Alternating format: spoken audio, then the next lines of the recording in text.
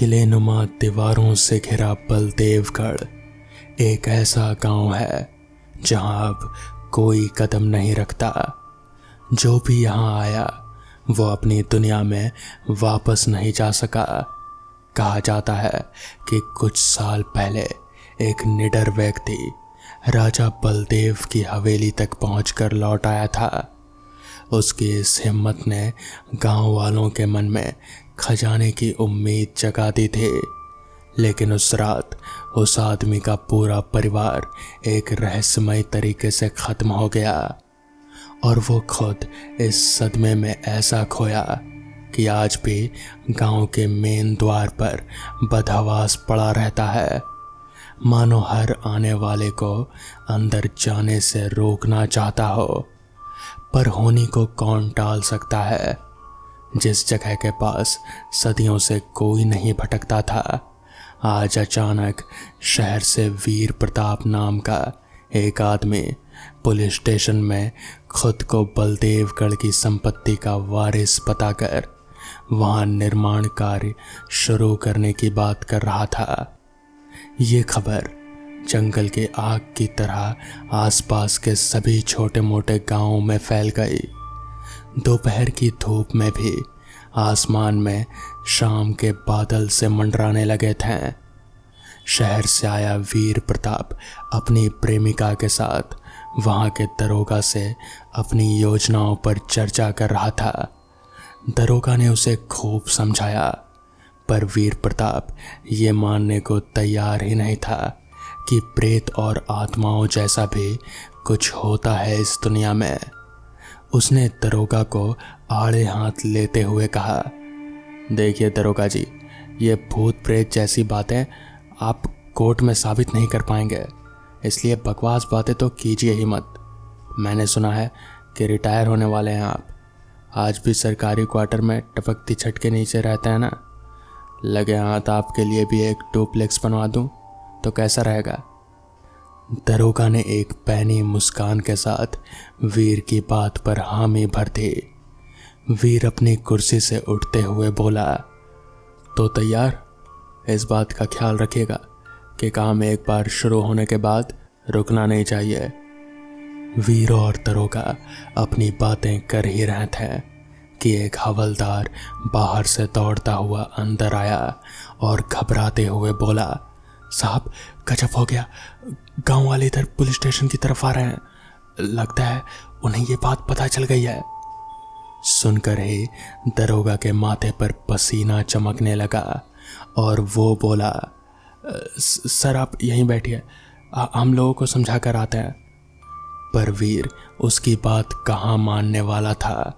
उसने पूछा, गांव वाले क्या चाहते हैं। बाहर पहुंचते ही जो नज़ारा सामने था उसे देखते ही एक पल को दरोगा भी चक्कर खा गया। सामने सैकड़ों की संख्या में गांव वाले मौजूद थे और सभी के हाथ में मशाले थे। उन्हें देखकर ऐसा लग रहा था जैसे सबके सिर पर खून सवार है।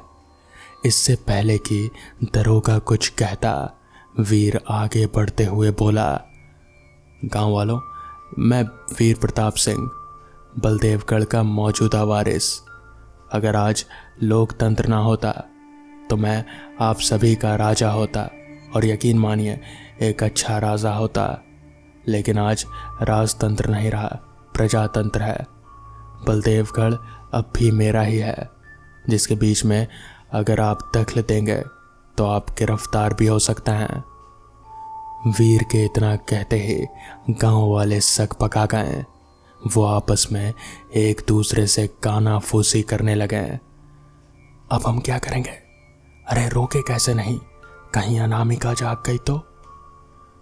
वीर की ये बात सुन गांव वाले ऐसे फुसफुसा रहे थे जैसे वीर सच में कोई राजा हो और उसने प्रजा को खत्म करने का ऐलान कर दिया हो।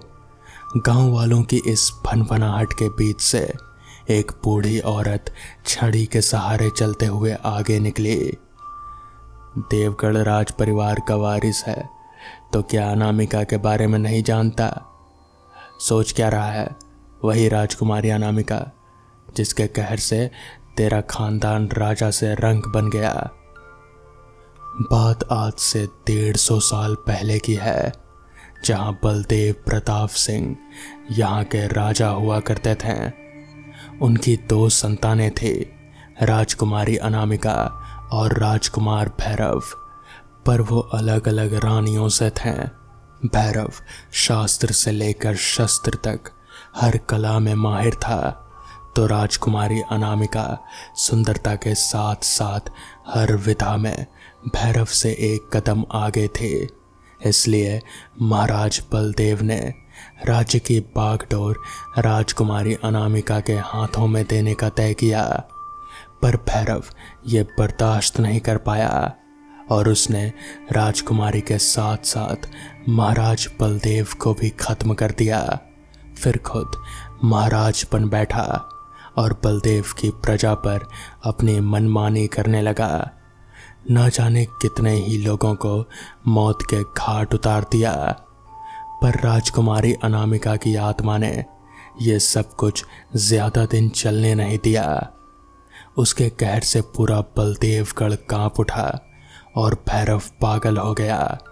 अनामिका से अपनी जान बचाने के लिए भैरव की मां ने तंत्र मंत्र की मदद से अनामिका की आत्मा को एक गुड़िया में कैद करके वहीं चौखट पर ठोक दिया। उसके बाद भैरव की मां राजमहल छोड़कर कहीं दूर चली गई। तब से पूरे बलदेवगढ़ पर अनामिका का साया है। वहां जाने की हिम्मत किसी की नहीं हुई। ऐसा नहीं है कि ये सारी बातें वीर को पता नहीं थे, पर आज के आधुनिक ज़माने में रहकर वो ऐसी बातों पर विश्वास नहीं करता था। इसलिए पुलिस स्टेशन के बाहर गांव वालों के सामने खड़ा वीर उस बुढ़िया को कहता है, दादी अम्मा, अनामिका की कहानी अच्छे से जानता हूँ। ये सब कहने सुनने की बातें हैं, भूत पिशाच विक्रम बेताल। मुझे तो लगता है आप लोग मेरी सारी संपत्ति पर कब्जा करना चाहते हैं। इस बात पर दरोगा चापलूसी करते हुए बोला, इसके लिए मैं आप सबको गिरफ्तार भी कर सकता हूँ। इस पर बुढ़िया ने कहा, चलो सब वापस अपने अपने घरों में बंद हो जाओ, मरने दो इसे, विनाश काले विपरीत बुद्धि। उनके जाते ही वीर अपनी प्रेमिका और दरोगा के साथ बलदेवगढ़ किले की तरफ निकल पड़ा और पीछे से पुलिस का बैकअप भी उनके साथ था। किले के गेट पर उसे वही पागल आदमी दिखता है जो उसे अंदर जाने से रोकने की कोशिश कर रहा होता है, लेकिन वीर उसे उड़ाता हुआ अंदर चला जाता है और अपने बगल में बैठे दरोगा की तरफ एक भीगी मुस्कान देते हुए कहता है, अब इतनी छोटी सी बात तो आप संभाल ही लोगे, है ना। वीर का ये रवैया देख दरोगा के सिर से पसीना टपकने लगता है। वीर की गाड़ी जैसे ही किले के अंदर जाती है, वो बड़ा दरवाजा अपने आप ही बंद हो जाता है। मौसम बदलने लगता है, हवाएं तेज चलने लगती हैं। वो गांव के अंदर महल की तरफ काफी अंदर तक आ चुके थे। अचानक दरोगा ने देखा कि उनकी बैकअप टीम तो गायब थे। वो जोर से चिल्लाता है, वीर गाड़ी रोको। इस बार दरोगा की आवाज में सचमुच दरोगा जैसी ही गंभीरता थे। तीनों गाड़ी से नीचे उतरे। दरोगा पीछे की ओर देखता है, पर उसे अब बैकअप टीम की गाड़ी कहीं नजर नहीं आ रहे थे। भागता हुआ वो थोड़ा पीछे गया तो उसने देखा कि गाड़ियां पलटी हुई थी और बैकअप टीम की सरकटी लाशें पेड़ पर लटकी पड़ी थीं। उनका सिर गिद्ध अपने पंजों में फंसाए उड़ रहा था। ये नज़ारा देख वीर की प्रेमिका चीख पड़ी, इन्हें इतनी बुरी तरीके से किसने मारा होगा? हो ना हो यहाँ लुटेरे छिपे बैठे हैं। इस बात पर दरोगा बोला, लुटेरे नहीं अनामिका, हमें यहाँ आना ही नहीं चाहिए था। वीर उसे कुछ कहने ही वाला था, तभी अचानक से उसे चहल पहल की आवाज़ सुनाई दी। वीर आवाज़ का पीछा करते हुए आगे बढ़ा तो उसने जो देखा उसे देखकर उसकी आंखें फटी की फटी रह गईं। वहाँ तो पूरा बाजार लगा हुआ था, किसी पुराने ज़माने का बाजार, जैसे राजा महाराजाओं के समय का। वो उन्हें देखकर कहता है, मुझे तो लगा ही था कि यहाँ कोई कब्जा करके बैठा है, भूत की कहानी बनाकर लोगों को यहाँ से दूर रखता है। इतने में दो आदमी सामने से बात करते हुए आते हैं। इससे पहले कि वीर उनसे कुछ कहता, वो दोनों आदमी वीर के जिस्म के आर पार हो जाते हैं, किसी आत्मा की तरह। असल में ये सब उन्हीं की आत्माएं थीं जिनकी जान आज से 150 साल पहले गई थी। आसमान में हर तरफ काले बादल उमड़ आए और जोर जोर से बादल गरजने लगे। दरोगा उल्टे पांव वहां से भागने लगा। तभी पास के घर से एक हाथ हवा में लहराता हुआ दरोगा का पीछा करता है और उसके पांव पकड़ते हुए अंदर खींच लेता है। ये देखकर अब वीर का भी गला सूखने लगा था। फिर भी वो उस घर की तरफ बढ़ता है। जैसे ही वो दरवाजे के पास पहुंचता है और अंदर की तरफ झांकता है तो एक गिद्ध दरोगा के सिर पर अपने पंजों को फंसाए वीर के सामने से उड़ गया। ये सब वीर के लिए इतना भयानक था कि वो लड़खड़ाते हुए गिर पड़ा। तभी उसकी प्रेमिका की आवाज आती है, वीर, वीर बचाओ मुझे। वीर देखता है कि एक हाथ उसकी प्रेमिका को बालों से घसीटते हुए महल की ओर ले जा रहा है। जब तक वो खुद को संभाल पाता वो काफी दूर चली गई थी। वीर भी अब महल की तरफ बढ़ने लगता है। महल में भटकते भटकते वो उसी चौखट पर पहुंच जाता है जहां गुड़िया के अंदर अनामिका की आत्मा कैद रहती है। वीर के मन में ना जाने क्या चल रहा था। चौखट से हवा तेज हो जाती है और चारों तरफ धूल ही धूल उड़ने लगती है। फिर वही गुड़िया एक लड़की का आकार ले लेती है और राजकुमारी अनामिका में बदलकर चीखने लगती है। अनामिका कहती है, 150 साल इंतज़ार किया है, 150 साल इंतज़ार किया इस दिन का मैंने, और देखो देखो आज कौन आया, इस राजघराने का वारिस। 150 साल से कुछ नहीं बदला, वो भी दरिंदा था और तू भी वैसे ही दरिंदा है। अपने लालच के लिए किसी को भी रास्ते से हटा सकता है। ये सब कुछ आज ही खत्म होगा, यहीं तेरे साथ। इतना कहते ही अनामिका उसे गले से पकड़कर उठा लेती है। वीर चीखते रह जाता है, मुझे छोड़ दो, मुझे जाने दो। अनामिका ने उसे ऐसे जकड़ा था कि उसका पूरा शरीर एक गुड्डे में बदलने लगा, जिसे अनामिका ने वहां पर लगे एक कीलनुमा रॉड में धंसा दिया। आज भी वीर गुड्डा बनकर उसी महल में लटका है और उसके बगल में उसकी प्रेमिका भी। कहते हैं आज भी प्रेत आत्माएं वहां मौजूद हैं, पर लोगों को कोई नुकसान नहीं पहुंचाती। सरकार ने भी इस जगह को अब पर्यटन स्थल बना दिया है, जहां लोग अब घूमने आते हैं और उस चहल पहल की आवाज़ भी महसूस करते हैं। पर आज भी रात में आने की हिम्मत कोई नहीं करता, क्योंकि अनामिका आज भी यहीं है।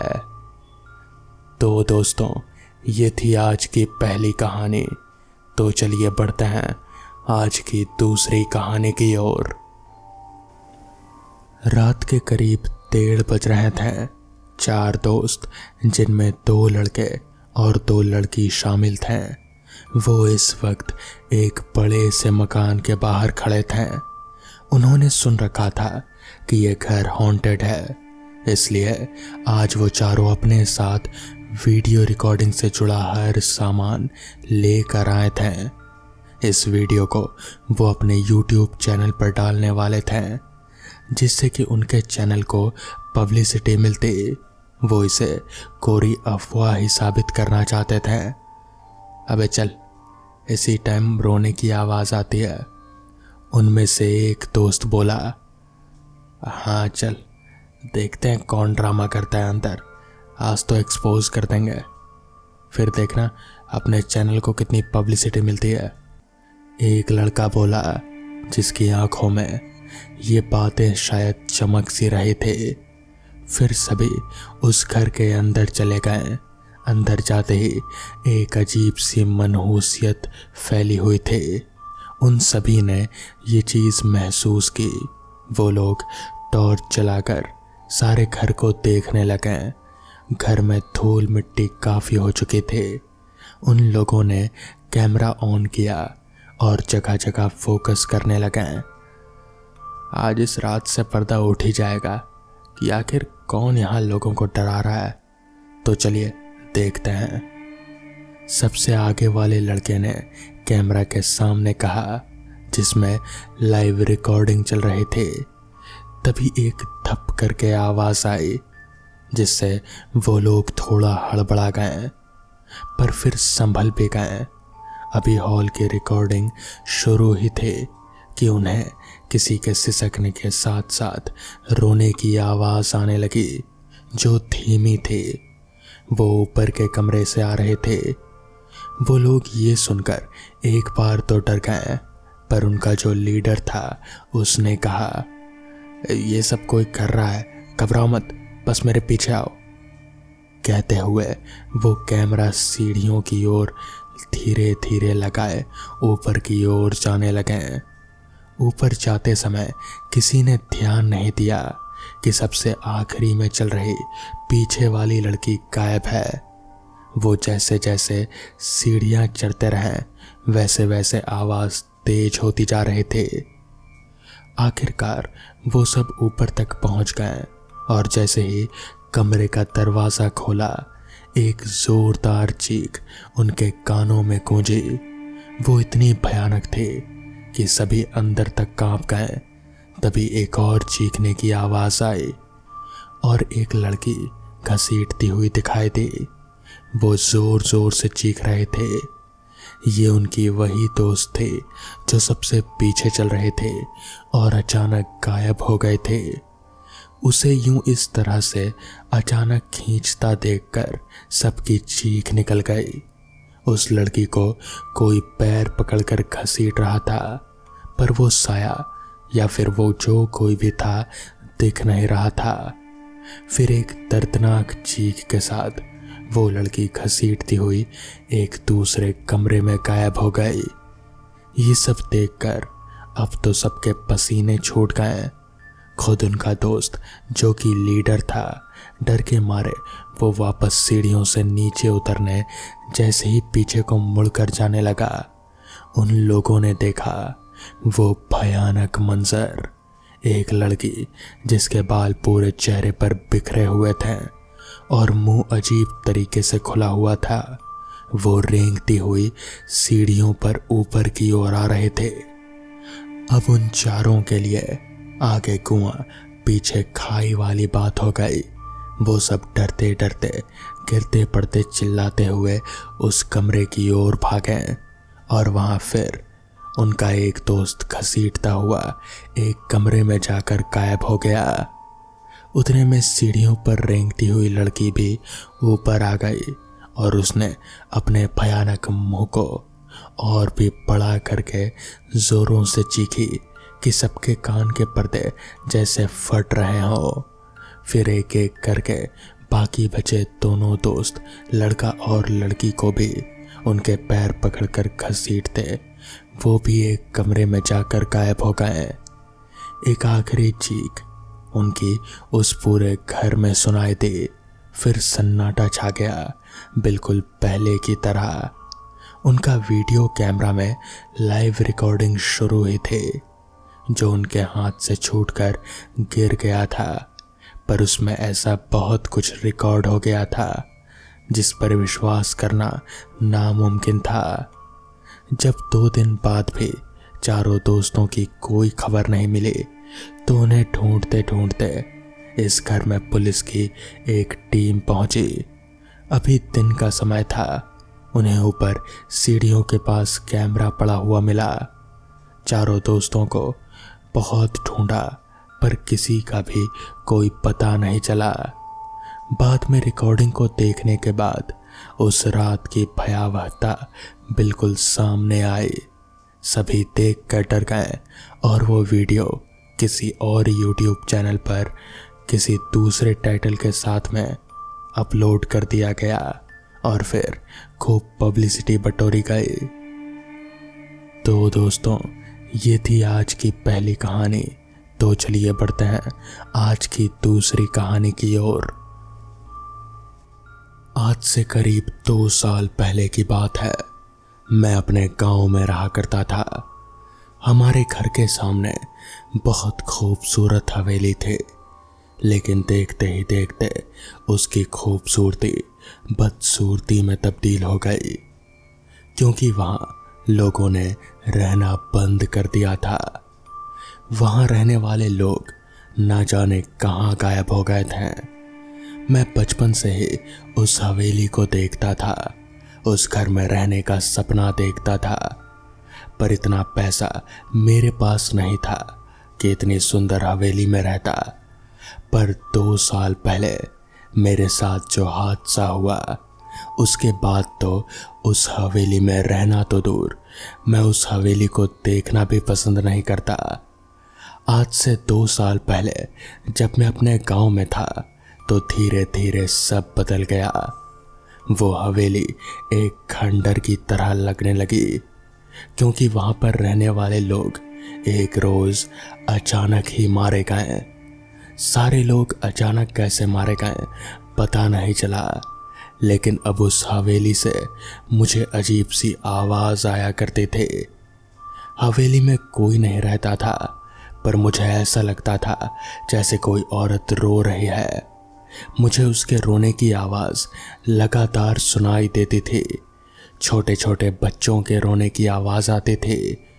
हवेली का राज क्या था मुझे तब पता नहीं था, पर मुझसे रहा नहीं गया। वो आवाज और पुकार मुझे अपनी ओर खींच रहे थे और मैं खींचा चला गया। उस हवेली के अंदर चला गया। उस हवेली के अंदर मेरे सिवा और कोई नहीं था। फिर भी ऐसा लग रहा था जैसे किसी और के होने का एहसास हो। चारों तरफ धूल मिट्टी इतनी गंदगी थी कि लग रहा था सालों से वहां कोई नहीं आया हो। लेकिन फिर वो आवाज कैसी थी? कौन मुझे मदद के लिए बुलाता था मुझे समझ में नहीं आ रहा था। मेरे दिल में एक गलत फहमी थी कि शायद कुछ लोगों ने किसी को यहाँ पर बांध कर तो नहीं रखा या फिर बंधा तो नहीं रखा, लेकिन ऐसा कुछ भी नहीं था। वहाँ और कोई नहीं था। मैं और अंदर तक गया कि तभी अचानक एक पल के लिए ऐसा लगा जैसे मेरे पीछे से कोई गुजरा हो। मैंने पलट कर देखा, पर मुझे कुछ दिखाई नहीं दिया। तभी सामने कमरे की लाइट अपने आप जलने और बुझने लगी। थोड़ा अजीब लगा मुझे कि तभी उस अंधेरे में मुझे एक छोटा सा बच्चा दिखाई दिया। मैं करीब गया उसके और मैंने पूछा कि वो यहाँ अकेले क्या कर रहा है और उसके मम्मी पापा कहाँ हैं। वो बोला कि मेरे पापा और मेरी मम्मी वो लोग लड़ रहे हैं और पापा ने मम्मी को बहुत मारा। अब मम्मी रो रही है, दरवाज़ा नहीं खोल रही। तो इस पर मैंने पूछा, तुम्हारे पापा कहाँ हैं? तो उसने जवाब दिया कि मेरी माँ को उन्होंने मार डाला। ये सुनकर मेरे मन में थोड़ा डर बैठ गया, पर मैंने खुद को संभाल लिया। वो बच्चा मुझे अपनी मम्मी के कमरे के पास ले जाने लगा, जहाँ पहले से ही एक बच्चा लगातार दरवाज़ा खटखटा रहा था और अंदर से किसी औरत के रोने की आवाज़ आ रहे थे। मैंने बहुत कोशिश की कि वो औरत अपना दरवाज़ा खोले, मगर वो रोए जा रहे थे और दरवाज़ा नहीं खोल रहे थे। मैंने थोड़ा दम लगाया और दरवाज़ा तोड़ दिया और अचानक सारी आवाज़ें शांत हो गई। आसपास कोई और नहीं था कि तभी मेरी नज़र उस कमरे के शीशे पर पड़ी और मैंने जो देखा उसे देखकर मेरे होश उड़ गए। मैंने देखा उस आईने में ऊपर पंखे से एक औरत की लाश टंगी थी और वो मासूम बच्चे जो मुझे यहाँ पर लेकर आए थे वो इतने भयानक लग रहे थे कि उन्हें देखना भी मुश्किल था। वो औरत ऊपर से ही मुझे घूर रहे थे और वो बच्चे धीरे धीरे मेरे करीब आ रहे थे। मैंने भागने की कोशिश की तो दरवाज़ा जैसे अंदर आ गया था और फिर अपने आप ही बंद हो गया। मगर ऐसा कैसे हो सकता है? दरवाज़ा तो मैंने तोड़ दिया था, तो फिर दरवाज़ा अंदर आकर अपने आप ही कैसे लग गया? अब मेरे हाथ पैर खौफ से कांप रहे थे और मुझे सिर्फ एक खिड़की दिखाई दी। उन सबको अपनी ओर आता देख मुझे बहुत घबराहट होने लगी और उस खौफ में मैं उस खिड़की से नीचे कूद गया। मेरी किस्मत अच्छी थी कि मेरी जान बच गई। उस हवेली का ही पड़ोसी मुझे अस्पताल ले गया। उसका कहना था कि उस हवेली में रहने वाले उस आदमी ने ही अपनी और अपने बच्चों को और फिर अपनी पत्नी को भी मार डाला। दरअसल वो आदमी किसी और औरत से शादी करना चाहता था। उन तीनों को मरने के बाद ही कुछ दिन बाद वो आदमी भी रहस्यमय तरीके से मारा गया। तब से वो हवेली बंद पड़ी है। उस सच्चाई को सुनने के बाद मैंने उस गांव को ही छोड़ दिया और वापस जाने की कभी मेरी हिम्मत नहीं हुई। लोग कहते हैं आज भी उस हवेली से उस औरत और उसके बच्चों की आवाज़ें सुनाई देती है।